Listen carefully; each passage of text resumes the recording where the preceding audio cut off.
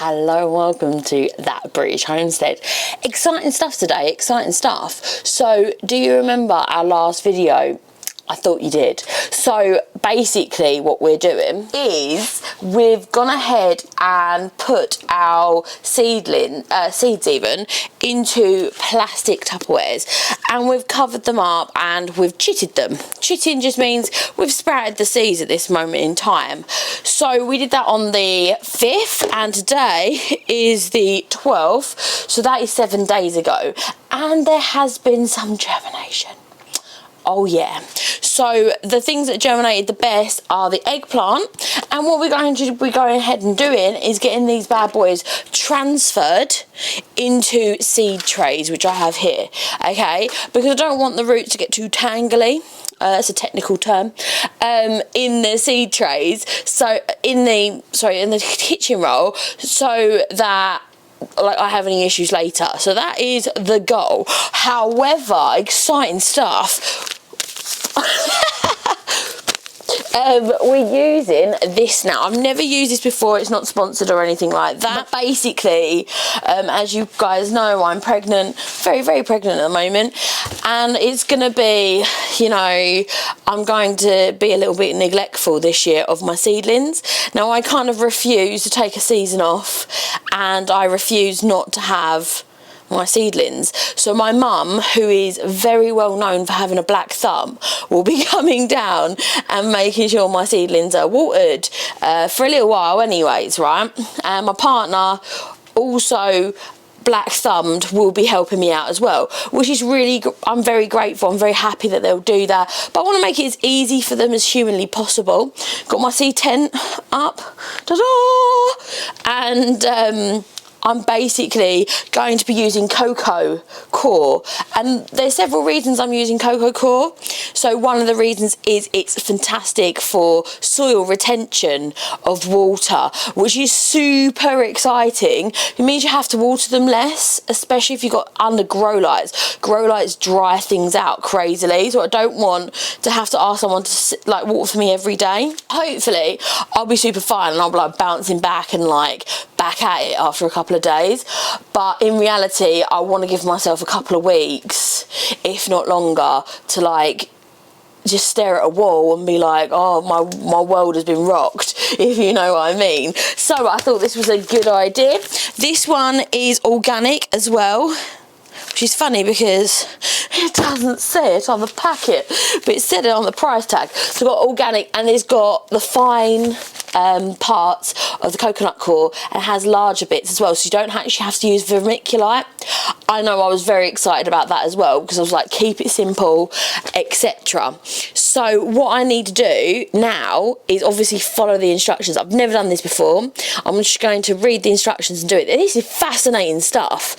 So let's get started. How to make your soil. Come children, gather round. Fully open your grow bag, leaving the grow block inside. Measure out 4.5 litres of water. Pour the water over the grow block. Wait 20 minutes and mix with a trail or a hand spade. What's the difference between a hand spade and a trail? They're the same thing, aren't they? Top up the water if required. You're done! Happy growing! Please note that the grow bag has drainage. Of course he does. Right, let's see what we've got here then, yeah? This is the grow bag that it comes in with drainage hole. It's really good because you got it on the bottom, so you had to read it beforehand. And this is what it looks like. It's beautiful. But I'm going to stick it in a bucket, because it's got drainage holes. So let me remember, it's 4.5 litres, isn't it? Yeah, 4.5 litres. So I have a load of water in this watering can, because my lovely partner had an issue with the house, because you know how we're going through renovations, and he's doing quite a lot of them himself. So naturally, it's like whenever he does anything with plumbing, the first step is to flood the house. So he was flooding the house nicely, and he had to get the hose, and the hose was being used, because we had them big storms, he used it to tie down a shed, as you do, and then he cut it, so now my hose is this long. So yeah, there's a big issue there, so he's brought this along for me because I can't carry it because my bad hips. So this is a litre jar, so we're going to delicately, with all the elegance in the world, I'm going to go ahead and fill that up 4 times.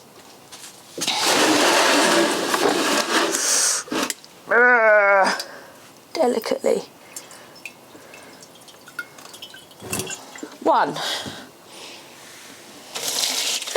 I missed. 1.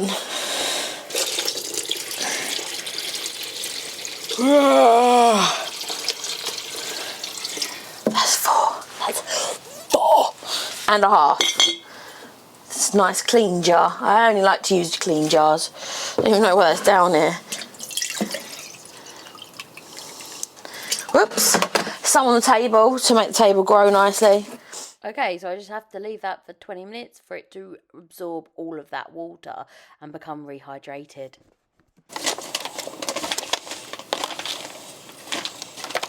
So that's done, and I've dug it with, this is not a hand trowel. I actually don't know what this is, but it's a thing. So that's all like fluffed up, and one of the like I said, the benefits of using this would be the water retention. I'm super excited about that, but it also really improves structure of soil. And when I first had my garden here in the back garden, I had we're on London clay, right? So we have really clay soil, and what we did is we built this garage, and the mud that was in the footings of this garage is super expensive to get rid of, so we just plonked it into a raised bed. So you can imagine, not the best quality soil. Anyway, we stuck a load of this on top, and it was like, after a year, it was beautiful. And then we did the wood chips and stuff like that on top, so just to like boost it a little bit, and it was absolutely glorious. So I'm hoping that adding this, I understand it's only going to be in pockets of the allotment, but I'm hoping it's going to break down and make really lovely soil as well. So that's an added benefit of this. So what I have here is just a multi-cell, and I'm just going to be going ahead and kind of putting this substrate into the cell trays like so, and I'm just going to be pushing them down with my fingers, because when you push them out, you want them to come out as a solid, basically. And if you haven't done this before, I tell you do, or they crumble and it's really hard to use. So that's what I'm going to go ahead and do. As you can see, this soil has the really fine bits in it, but it's also got little bits of hard, like thicker shell, and you want that because it works like vermiculite. But this is a really environmental sustainably way of doing it, apparently, because who doesn't like coconut, first off, and this is like a byproduct of the coconut sort of industry, so which is quite nice. It's like a waste product, so why not use it? So what we're going to go ahead and push these down, push.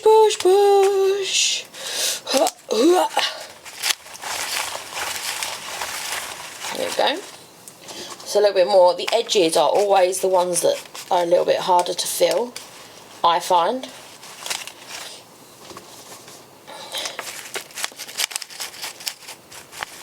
Oh no, look. It's one thing I absolutely hate about soil is plastic. Plastic!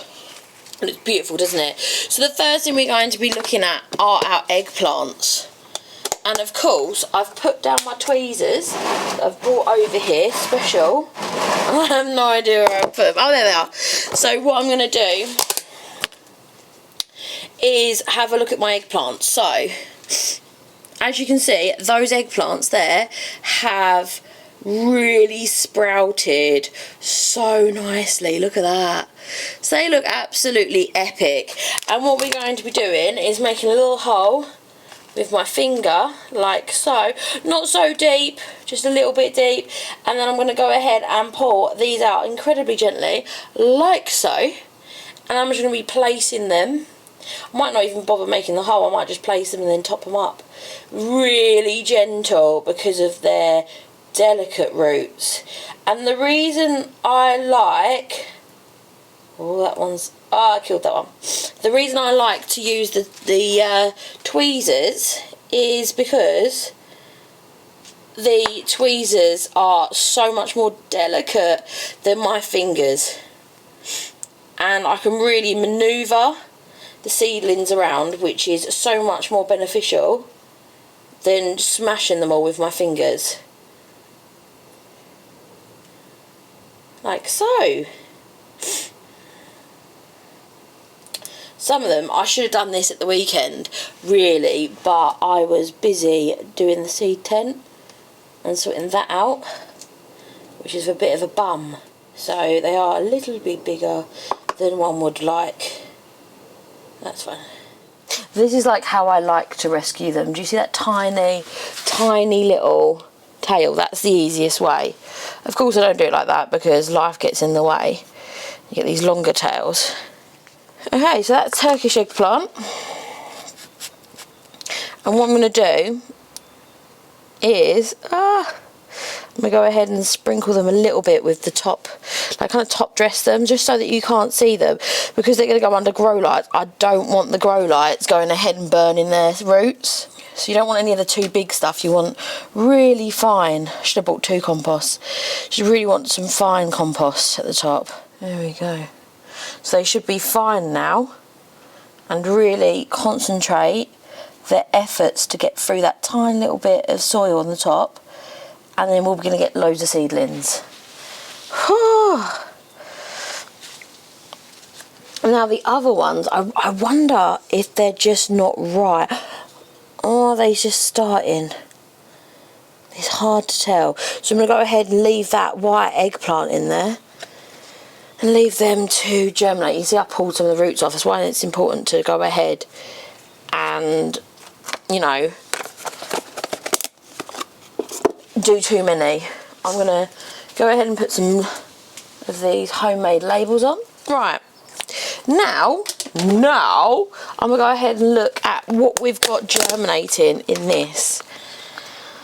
I did notice there was one germinating, so I looked through them, and if there was like 1 or 2 germinating, I was like, right, I'm bringing that bad boy here. So let's have a little look. So this is the Kirbish, and it has 1 singular germinating baby. Do you see that? Very exciting, I know. So go ahead and put him in. I'm just going to go ahead and bury him up. So this is the California Wonder. Remember, you can germinate these bad boys up until 2 weeks. So it's only been a week. And I mean, the California Wonder, there are a couple that are germinating. So let's go ahead and transfer them super quick. Where's the other one? I said couple. I saw a couple. Saw that one, and I saw that one there. California Wonder. There we go. And this is another sweet pepper. This is the banana peppers and YOLO. So let's see if they've germinated yet. Remember, it can take up to 2 weeks. But no, they're good. None germinated, but they're all good. If that makes sense. They're all fine, they're not mouldy. It's really important to check your seedlings. Next, we have these chili peppers. See if I've got any chilies that are... Aha, I have! So these are cayenne peppers. So the next one, which will go here, is a cayenne pepper. They've just started to go ahead and sprout. What was this one? Oh, the jalapenos. Oh, I hope loads of these are germinated. These are one of my favourite, and loads of them have germinated. This is what I'm talking about. So let's go ahead and dip them. And I'm hoping that we can fill up this tray, but not very much else, because I kind of want to put them on my hotbed. So let's see. These are so much easier to transfer when they're so tiny. Should be real delicate with the little roots. I think it's amazing. I know I keep saying this, but I think it's absolutely amazing that these become little trees. Like, if we didn't live in England, of course. It's very exciting, I know. I'm so hopeful for the growing season this year. Exciting stuff. Oh, this is starting to break apart. I do need to get some new ones of these, but hey ho. Right, apparently you're meant to have quite a good germination rate in cocoa core. So we'll see if that's a reality that we get to live in, but I hope so. I'm kind of doing everything to make life easy for me this year. I bet there's some girls in the world that use tweezers for other things than planting seeds. These honestly make the job 10 times easier than it has been in the past. I just thought of this. I actually bought these tweezers, 100% truth. I bought them for getting splinters out.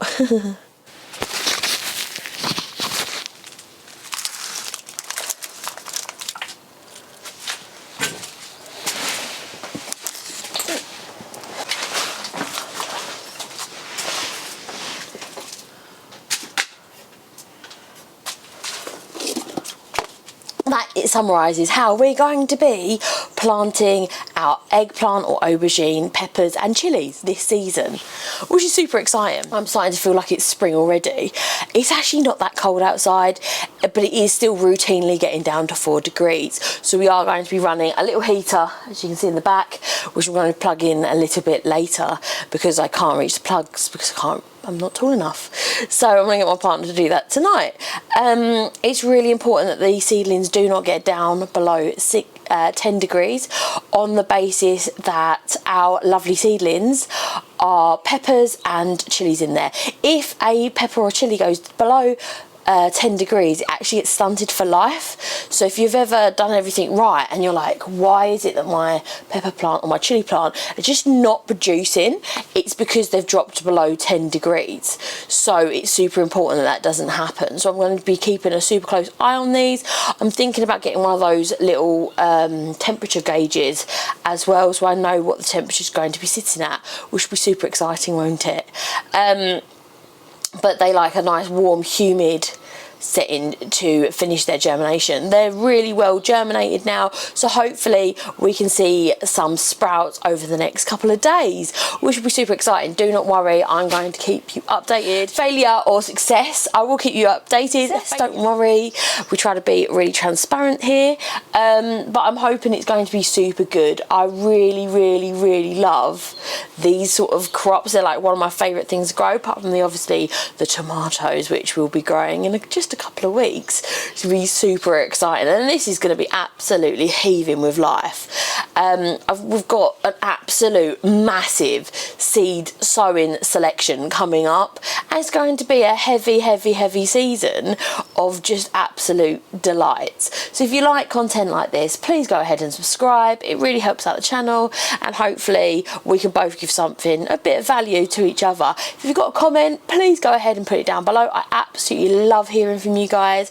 I love writing back and everything like that. It just makes my day. So please go ahead and do that if you fancy it, and I'll see you next time. Bye bye. So I forgot what I was saying.